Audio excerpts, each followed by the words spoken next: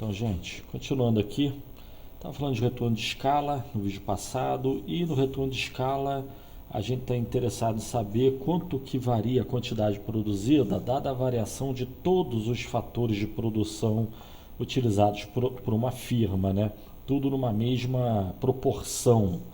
Mas como já tinha dito lá na função de produção, a gente tem que a quantidade produzida depende de diversos fatores. Eles são agrupados em capital, trabalho e tecnologia. Tecnologia é difícil de quantificar, além do que é imprevisível e leva tempo para ocorrer a evolução na tecnologia, né? E o estoque de capital também leva tempo para haver mudança no estoque de capital de uma firma, né?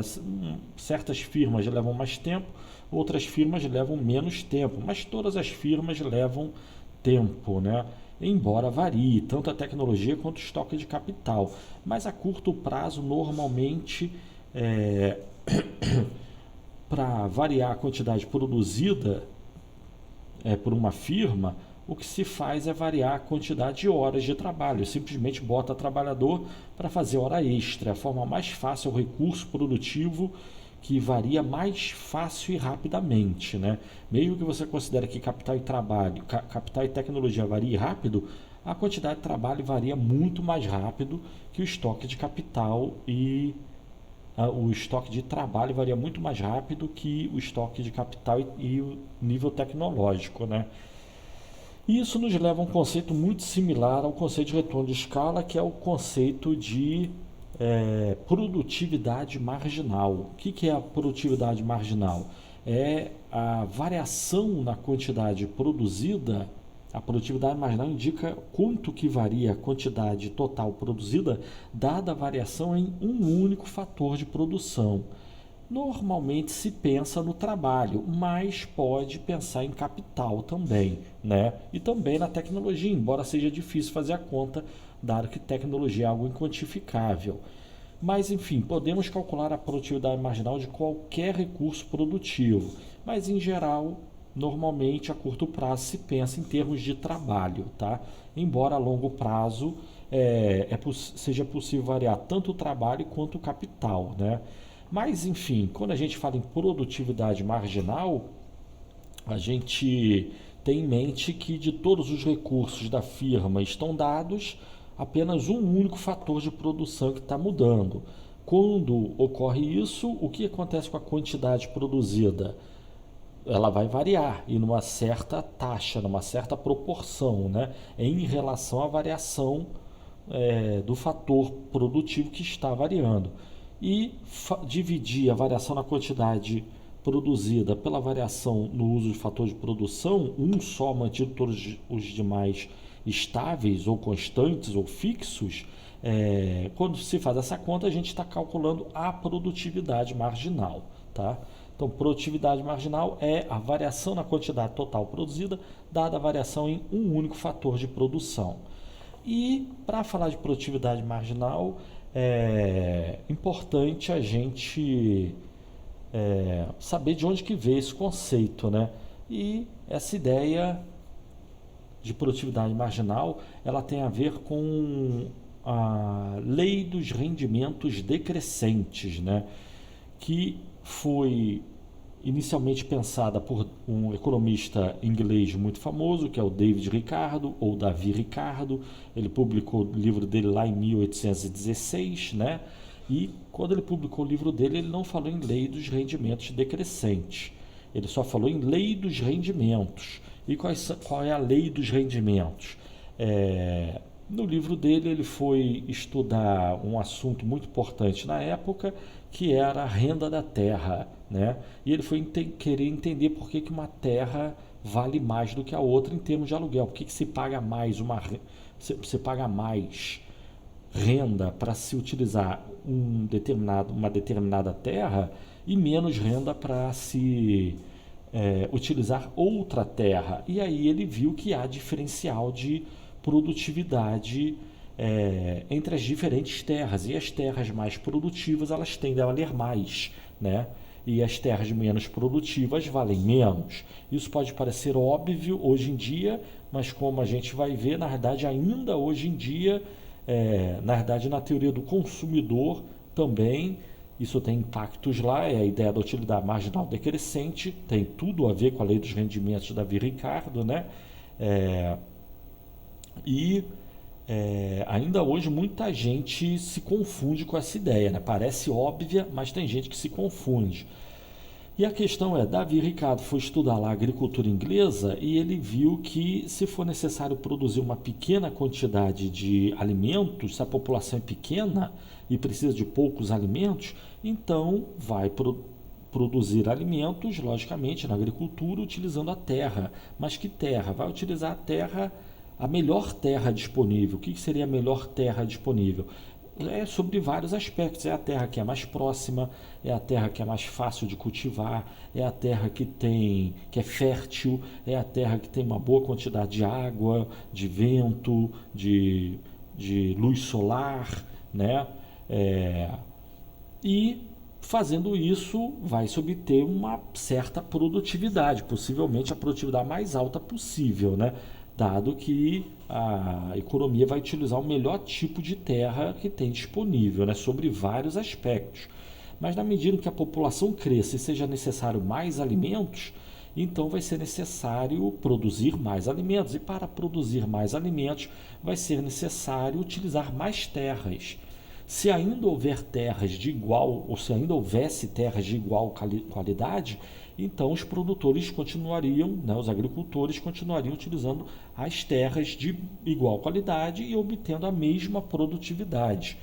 Mas dado um contínuo crescimento da população e demanda por alimentos, então seria necessário produzir cada vez mais alimentos. E daí que passaria a surgir a necessidade de recorrer a terras cada vez piores ou não tão boas, sob, de novo, diversos aspectos. É a terra que é mais longe, mais distante, é a terra que é menos fértil, é a terra que tem problema de irrigação, né? Tem pouca água, ou chove muito, ou a luz solar não é adequada, o clima não é adequado, né? Sobre diversos diferentes aspectos, as terras ficam sendo consideradas piores e produzir nessas terras vai acabar reduzindo a produtividade. E aí nós temos o gráfico da direita aí. Vamos pensar em termos de hectares de terra. Se só precisar de 1 hectare de terra, então vai se utilizar o melhor hectare de terra disponível e vai se obter uma certa produtividade. Se precisar de cada vez mais hectares de terra, vai continuar utilizando os hectares que forem igualmente mais produtivos. Mas na medida que fosse utilizando cada vez mais hectares de terra, vai ter que se recorrer aos hectares que são menos produtivos. E com isso, o uso cada vez mais extensivo de terra vai reduzir o nível de produtividade por terra, o nível de produtividade por hectare de terra, né? Cada novo hectare de terra vai agregar à produção total uma quantidade cada vez menor. Vai aumentar a produção, só que a taxas decrescente. A gente já viu isso lá na teoria do consumidor, né? É a mesma ideia da utilidade marginal, só que aqui de um jeito mais, digamos assim, palpável, né? Estamos falando de produção, dá para ver que a produção está caindo. Cada novo hectare vai produzir menos do que os anteriores, pois são hectares em piores condições.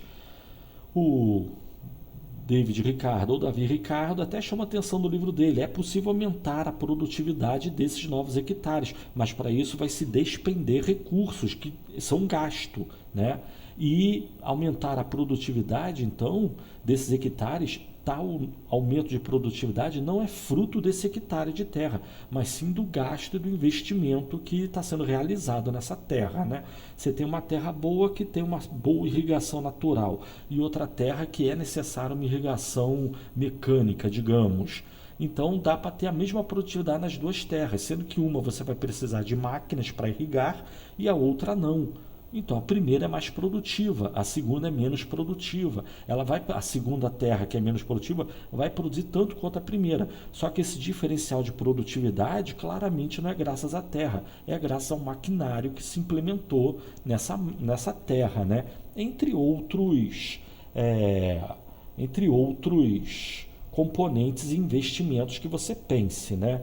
De qualquer forma, o aumento na quantidade produzida requer o uso de recursos em pior condição, o que reduz a produtividade na margem. Cada nova unidade vai aumentar a produção total, mas a taxas cada vez menores, a passos cada vez menores, né? E daí que a gente tem no gráfico à esquerda o gráfico da quantidade total produzida. Na medida que se produz pouco, se utiliza pouco hectare, vai obter uma alta produtividade e vai ter uma certa produção total, que a gente está vendo no gráfico à esquerda. Na medida que vai se utilizando novos hectares, a produção total vai aumentando, mas a taxas cada vez menores. Por quê?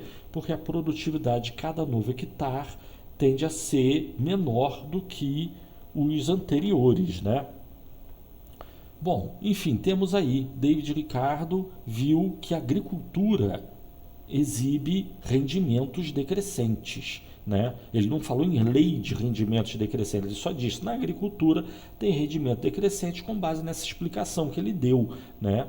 De novo, né? Ou pode parecer óbvio isso, mas até a época dele ninguém pensava assim, e a bem da verdade ainda hoje é fácil a gente ver pessoas cometendo erros nesse assunto, né? A gente fala em fazendeiros brasileiros de soja são muito produtivos. Está subentendido aí a ideia de que eles são igualmente produtivos, o que é um absurdo. Tem fazendeiro mais produtivo e fazendeiro menos produtivo. Tem fazenda mais produtiva e fazenda menos produtiva. Diferentes fertilidades naturais do solo, né? Mas enfim, ainda hoje se comete esse erro, né? Então, embora seja óbvio, muita gente meio que esconde esse óbvio. Mas, enfim, temos aí a ideia dos rendimentos decrescentes proposta por David Ricardo lá no longínquo ano de 1816. E a questão é, depois de David Ricardo, ou Davi Ricardo, ter feito esse estudo, essa proposição, esse efeito foi estudado em diversos outros ramos da economia e se viu que isso aí é prática quase que comum. Na indústria isso existe. Uma indústria que produza pouco, ela vai utilizar os seus melhores recursos, os melhores trabalhadores, as melhores máquinas e equipamentos. Na medida que o nível de produção vá crescendo, ela vai ter que recorrer, por exemplo, à hora extra. A hora extra é terrível, o trabalhador já está completamente desgastado, por exemplo. Mas se tiver que contratar mais gente, vai ter que contratar gente nova. Gente que não tem a experiência dos trabalhadores antigos. Vou ter que usar um maquinário que você pode pensar em termos de maquinário novo, mas você pode pensar em termos... esse pensamento deve dizer que na verdade está errado. Você tem que pensar que vai usar mais máquinas, aquelas que já estão paradas, né? A máquina que já era velha, já foi meio que abandonada para usar a máquina nova. Se a empresa precisar a curto prazo aumentar a produção, o que ela vai fazer é reativar o seu equipamento velho que já estava parado. Claramente ele é menos produtivo. A empresa vai estar recorrendo a recursos de pior qualidade. E com isso a gente tem que o aumento na quantidade produzida nos diferentes setores da economia sempre se dá seguindo essa lógica aí, utilizando recursos cada vez piores, o que reduz a produtividade na margem dos diferentes recursos, né? Com isso, nós temos que a produção total nos diferentes setores da economia, ela tende a crescer a curto prazo, tende a crescer a taxas decrescentes, tá certo? E sendo assim, a proposição de Ricardo de que na agricultura existe rendimentos decrescentes se tornou uma lei em economia, que é a lei dos rendimentos marginais decrescentes, ou lei dos rendimentos decrescentes, simplesmente, mas faz menção à lei dos rendimentos marginais. E essa lei, na realidade, é ela que está por trás da intuição, da lógica que eu falei lá na teoria do consumidor, quando eu falei em utilidade marginal decrescente, né? Mas enfim, temos essa história por trás dos rendimentos marginais decrescentes, né? E daí que se a gente traçar uma linha ligando o máximo da quantidade produzida no gráfico à esquerda e o máximo da produtividade ali no gráfico da direita, a gente passa a ter um gráfico como normalmente aí, se você procurar na internet, você vai ver que normalmente se apresenta o gráfico dessa forma, né? A quantidade produzida cresce a taxas decrescentes, considerando a variação em um único fator de produção, que também isso é importante, né? Se variasse todos os fatores de produção, é uma questão de retorno de escala. Aqui a gente está falando de produtividade marginal, é só um recurso que está aumentando, né? Dado que esse recurso precisa dos outros recursos e os outros recursos não aumentaram, claramente as condições de produção desse recurso, vamos dizer trabalho, estão sendo deterioradas. Ele vai perder produtividade, né? E o gráfico da produtividade é o gráfico da direita aí, né? E aí eu botei no eixo horizontal, tá RP é um recurso produtivo, mas pode pensar L, né? A quantidade de L, trabalho. Mas a questão é que depois a gente pode considerar outro recurso produtivo qualquer, pode pensar em termos de capital também, tá bom? Mas ele fica por aqui agora então.